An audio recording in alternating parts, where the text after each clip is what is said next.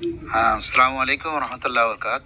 এই ভিডিওর মাধ্যমে এক জায়গায় এক পয়েন্টের কথা বলেছিলাম, সেটা হচ্ছে আহ, জনাব হুমায়ুন কবির সাহেব যখন এই ইজতেমায় শুক্রবার জুম্মার নামাজের নিয়ত নিয়ে দীর্ঘ বিশ্বাসের সঙ্গে উনি পৌঁছিয়েছিলেন, সেই পৌঁছানোর সঙ্গে সঙ্গেই একটা স্লোগান শুনতে পেয়েছিলাম আমরা, গো ব্যাক, মানে আপনি ফিরে যান।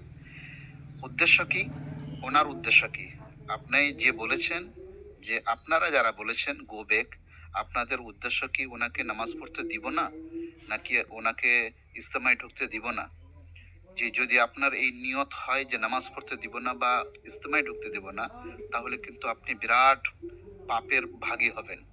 কেননা ওনার নিয়ত ছিল এই জুম্মার নামাজ পড়ে, এত বড় মজলিসে নামাজ পড়ে আহ, আল্লাহর কাছে নিজের নেকির দ্বারস্থ হওয়ার, নিজের কথাবার্তা বলা, সেখান থেকে কিন্তু আপনি তাকে বঞ্চিত রাখলেন। সমস্যাটা হচ্ছে যে আপনি হয়তো এটাই বুঝাইতে চাইছেন যে যারা রাজনীতি করে তাদেরকে কি এই ইজতেমাতে ঢুকতে দেওয়া হবে না? একজন মুসলমান হিসেবে তার কর্তব্য আছে যে এই ইজতেমায় গিয়ে আহ, উপস্থিত হওয়া, কোনো সমস্যা নেই।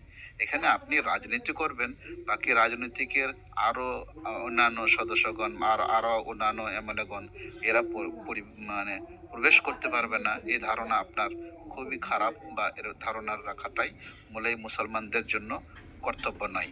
এক মুসলমানদের সাথে পাশে দাঁড়িয়ে তাকে এই সমস্ত ইজতেমাতে অ্যাটেন্ড হওয়া বা প্রবেশ করে দেওয়া, সহযোগিতা করা আমাদের কর্তব্য ছিল। সেই সূত্রে আমরা না করে তাকে গো ব্যাক স্লোগান দিয়ে ফিরিয়ে দিয়েছি। এর ফলে যে নেকি থেকে বঞ্চিত থাকলো, সেই নেকিটা আপনি কিন্তু গুনাহের ভাগ নিতে প্রস্তুত হয়ে যান, আপনাদের এই গুনাহও হতে পারে। আসসালামু আলাইকুম রহমতুল্লাহ।